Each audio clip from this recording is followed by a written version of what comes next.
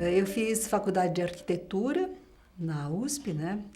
Eu entrei em 1969, no ano do AI-5.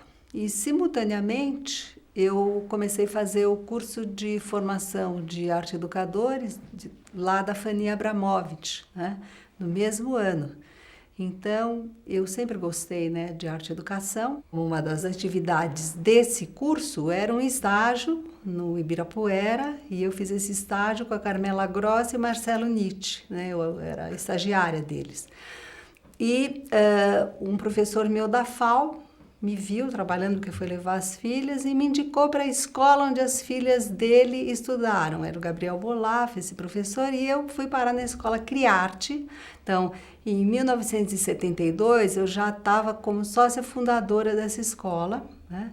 E fiquei lá a vida inteira, porque essa escola, em 1981, ela virou a Escola da Vila, onde eu fiquei até 1995. E depois, com a ida para a Escola da Vila, a gente abriu o ensino fundamental, isso foi em 1981, e eu passei a fazer a coordenação de arte da escola e da aula de arte. Junto com a fundação da Escola da Vila, se fundou também um centro de estudos dessa escola. Então, a gente começou a trabalhar com formação de professores das redes privadas e públicas, e foi uma grande escola para a minha formação. Então, desde a Criarte e durante todo esse período da Escola da Vila, eu tive uma formação muito importante na minha vida profissional, porque era um grupo que trabalhava com todas as áreas de conhecimento, né, do currículo, e era um grupo que estudava junto, muitos seminários teóricos também, a gente fazia muita reflexão sobre a prática, vinham profissionais de fora da escola, teóricos também, trabalhar, informar a equipe.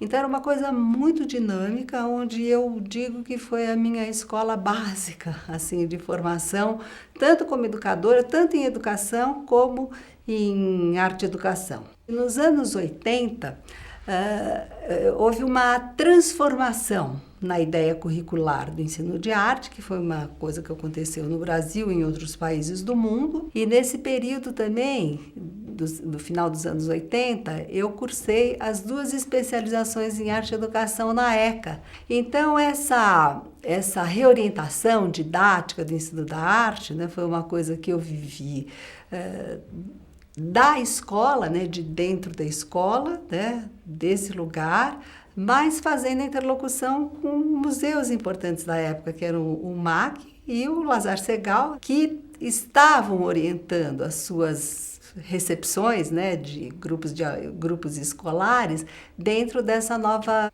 proposição. E por intermédio do MAC também, eu participei de alguns cursos, né, nos Estados Unidos, né, onde a gente foi aprofundar essa questão desse ensino que era o Discipline Basic Art Education. Busquei ter aula também de pintura com artistas, né, para aperfeiçoar um pouco essa prática de ateliê, que você tinha que ter uma experiência agora no seu percurso de criação para poder orientar o percurso de criação do aluno, e agora ele passava a ter uma interlocução com a história da arte também. Depois dessas especializações, eu já fiz o mestrado também.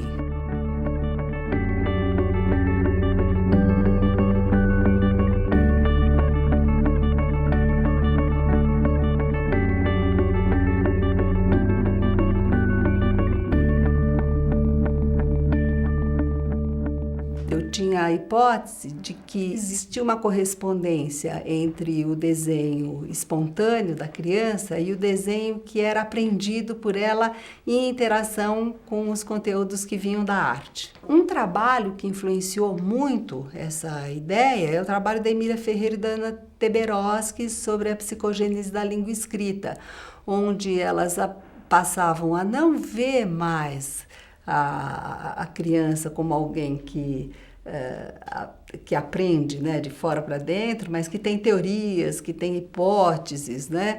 E isso também ocorria, na minha ideia, em relação ao desenho, né? Então, eu passei a a entrevistar crianças com o método clínico de Piaget, porque a epistemologia genética sempre foi uma teoria básica, né, do meu percurso de reflexão, para buscar encontrar como que a criança transformava o seu desenho, né? Aquilo que a gente acreditava que eram fases do desenho infantil, né? Eu passei a conceber como momentos conceituais de transformação, né? De níveis de menos saber desenhista para níveis mais aperfeiçoados do saber desenhista. Então essa foi a pesquisa. E foi muito bom, né, poder desconstruir essa coisa apenas estruturalista, né? Não que eu ache que a estrutura não mereça a atenção da gente na observação do aluno, mas foi importante porque eu pude também observar quais eram as ideias que as crianças tinham sobre o que é desenho e para que serve desenhar e como essas ideias promoviam essas transformações no plano do grafismo, né? Então, um dos achados que foi importante para mim nessa pesquisa é a desconstrução da ideia de que existe um bloqueio no percurso de criação, né, no ensino fundamental. Então, era uma questão didática, né, que a gente tinha uma orientação que não oferecia à criança a oportunidade de ter uma interlocução com aquilo que é a construção da linguagem filiada a uma cultura na qual ela está inserida, né, e tendo acesso a outras culturas também, né, e que isso promovia também um outro tipo de aluno, um aluno que não tinha bloqueio, que não tinha estagnação. E isso a gente pode ver porque também nas crianças que são autodidatas, que são poucas, né, isso também acontece, porque elas vão atrás desse tipo de informação, desse tipo de conteúdo, para poder fazer o seu percurso contínuo, sem essas interrupções, né? Então, esse trabalho eu considero que foi um trabalho importante, que foi o desenho cultivado da criança, que é influenciado pela cultura, mas que a criança não perde a sua autoria, né? E tem sido uma linha básica da minha reflexão mesmo, né? Esse trabalho. Tem a produção escrita também, que os livros que eu considero importantes, né? Porque o desenho cultivado da criança, ele é resultado da pesquisa de mestrado, né? Já o Para Gostar de Aprender Arte, Sala de Aula e Formação de Professores, ele é resultado da pesquisa do doutorado. Esse ensino de arte eu fiz com a Luciana Mourão, é da editora Thompson, é um livro que tem uma parte teórica e prática também de sala de aula. Todos eles têm uma parte prática também associada à parte teórica. E agora a produção de livro mais recente é o Desenho na Educação Infantil, que saiu agora, em junho de 2013, pela editora Melhoramentos.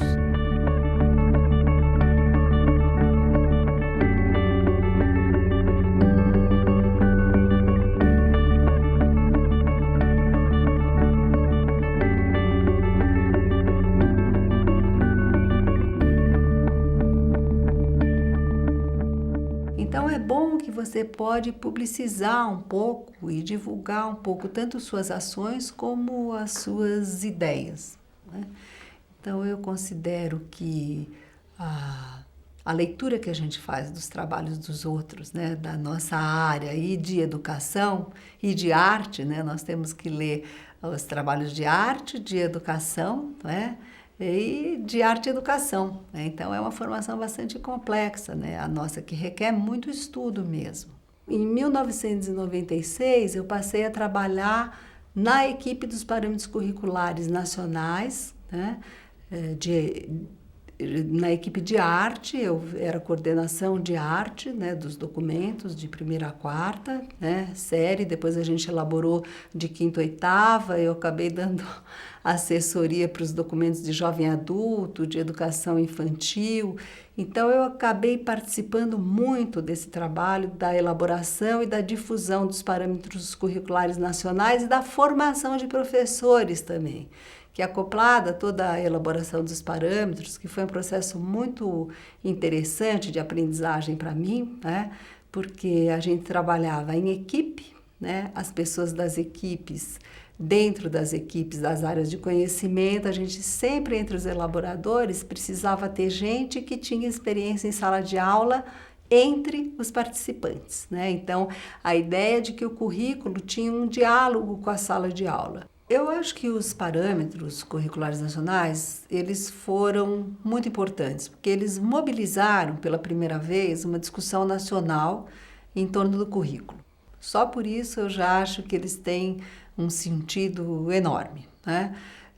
Por outro lado, também a compreensão dos parâmetros dependeria, como qualquer documento depende disso, de formação de professores, porque o X da questão é sempre a formação de professores, do ensino ter foco na aprendizagem, né? Que é uma orientação contemporânea da educação, né? E houve resistência, sim, porque não é simples compreender os documentos, né? Então, os documentos, eles têm uma complexidade, né? Que é a complexidade requerida para um documento de parâmetros curriculares nacionais. Então, a gente tem que, na verdade, promover a formação de professores e não fazer uma simplificação do documento para que ele possa ser compreendido. Por outro lado, essa é uma ideia também que tem lá seu lado de utopia, né? Porque a gente quer um professor que possa alcançar e tenha autonomia na elaboração do currículo com os pares da sua equipe, porque essa que era a ideia, que as equipes fizessem seu projeto curricular, seu projeto político-pedagógico, né? Usando os documentos como uma das bases, né, de orientação para construir os currículos adequados a cada contexto educativo. Essa era a ideia, né? Que se cumpriu em vários lugares, inclusive muitas secretarias de educação, muitos estados e municípios fizeram adaptações dos parâmetros, fizeram seus parâmetros, o que eu considero isso muito bacana. Esse trabalho, né, com os PCNs, né, e essa equipe dos PCNs, ele também teve um aspecto interessante, que a gente tinha uma equipe de São Paulo, mas quando a gente viajava para fazer a difusão com os cursos de formação nas 4 linguagens da arte, porque os parâmetros curriculares, eles não são um documento que propõe a polivalência, apesar de que essa leitura às vezes é feita, ele na verdade especifica como se trabalhar com artes visuais, dança, teatro e música, né? E a gente viajava dando cursos nas 4 linguagens, em cursos de 80 horas de duração, né?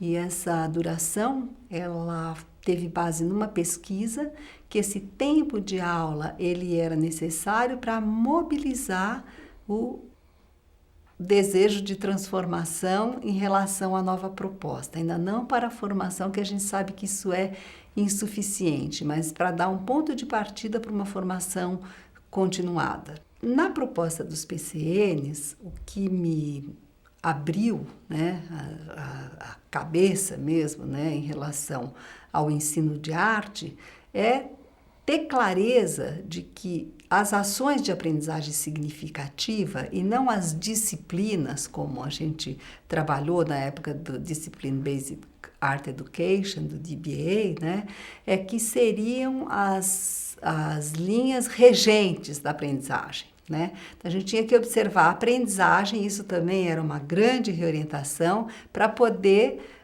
nortear o ensino. Esse tipo de formulação, né, que ele foi ficando muito claro para mim e que me ajudou depois a trabalhar com a questão curricular, junto às secretarias do estado, de município, e trabalhar também com materiais de apoio didático, né? Então, produzir materiais de apoio didático que podem servir, né, para os professores como um apoio mesmo, porque eles têm que ter autonomia, eles têm que conhecer, mas que pode apoiar o professor nas suas pesquisas e ser uma forma dele ter condições, né, de trabalhar, de expandir as possibilidades de trabalho na sala de aula. Essa reorientação, na verdade, ela não nega as questões da escola renovada, isso que é muito importante de ser compreendido. Então, algumas coisas da escola renovada a gente teve que abandonar mesmo, porque elas ficaram obsoletas, como, por exemplo,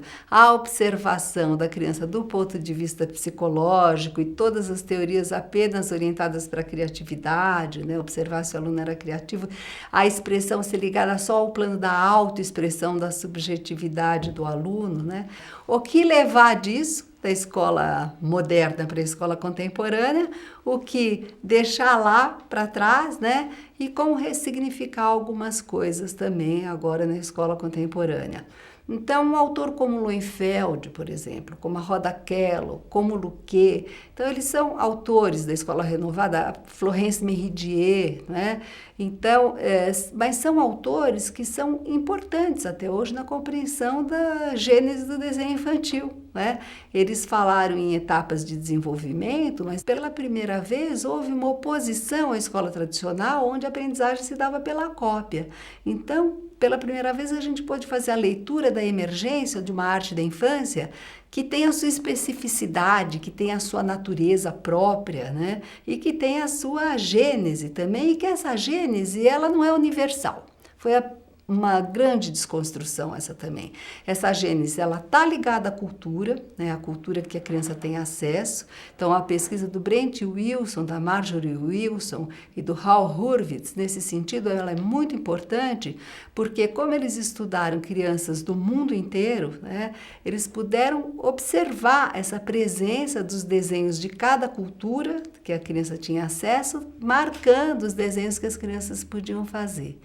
E, por outro lado, também, eles puderam observar que as crianças que tinham pouco acesso a imagens tinham um desenho empobrecido.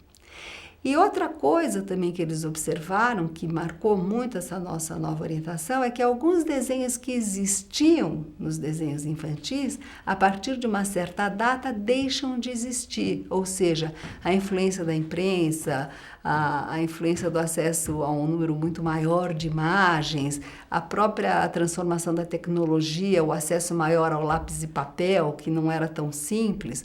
Então, tudo isso começou a mobilizar essa ideia nova e está na base dessa ideia nova. Isso tudo vem com pesquisas, né? Não são proposições alheias, né? Um trabalho de pesquisa documentado. Abriu, né?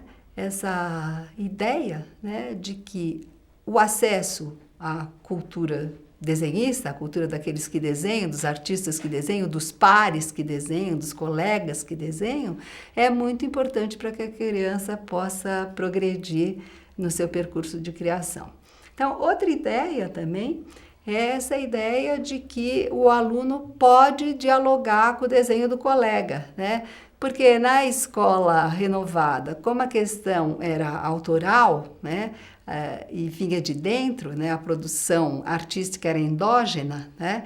Então, não tinha por que a gente autorizar que os alunos fizessem uma interlocução com o grafismo do outro. E hoje, a gente sabe que a aprendizagem compartilhada é um dos grandes propulsores da aprendizagem em desenho. As formas de interação que as crianças estabelecem entre elas, olhando o desenho, pedindo ajuda, vendo como o outro resolveu uma parte do desenho e não o todo do desenho. Então, evidentemente que uma criança não pode ficar completamente colada na outra, né? Mas nós temos que ter abertura e saber orientar também em sala de aula esse tipo de ação. Existe um vão muito grande entre o conhecimento teórico e as práticas de sala de aula. Isso eu acho uma pena, porque num país onde se produz teorias tão avançadas como o Brasil, né, em relação à arte e educação, né, seria possível, né, se as condições fossem dadas, né, que os professores pudessem trabalhar melhor nas escolas. A maioria dos professores, tem muita gente que trabalha muito bem, né?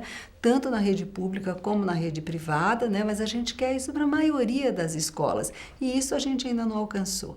né? Muitos esforços são feitos. Eu acredito também que essa multiplicidade de esforços, sei lá, vários projetos, vários museus, várias instituições trabalham a formação de professores de arte, né? Eu acho que isso também vai mobilizando uma transformação. E eu acho que, nesse momento, os materiais de apoio didático têm tido um papel muito importante na mudança daquilo que acontece na sala de aula. No ano de 2002, eu fui convidada pelo professor Lourenço Mami, que era diretor do Centro Universitário Maria Antônia, que é um órgão da Pró-Reitoria de Cultura e Extensão, para estruturar um setor educativo no CEUMA, né, que é o Centro Universitário Maria Antônia. Então, eu comecei a trabalhar lá a partir daí, né, e depois eu fui diretora do CEUMA também de 2006 a 2009, né? Então, o educativo continuou, mas eu assumi também a direção do centro. Esse educativo do CEUMA, ele foi muito importante para mim, porque foi uma maneira de eu retomar, né, a questão viva, né, da formação dos professores, né, com práticas educativas efetivas junto às escolas. Então, a gente tinha projetos lá, né, que trabalhavam com as escolas, principalmente da rede pública. Então, desses 2 projetos, eu vou citar o Lá Vai Maria, né, que é um projeto que produzia um material de apoio didático para os professores com imagens de arte contemporânea, né? Então, inicialmente, os artistas, eles cediam essas obras de arte, porque as obras eram originais. Esse material, ele ia para a escola, esse display, e a exposição era montada na sala de aula, e o arte educador, que era contratado do projeto, tanto do educativo como outros arte educadores, porque muitos arte educadores foram mobilizados, ele fazia uma visita, como se fosse assim, orientada, né, naquele display.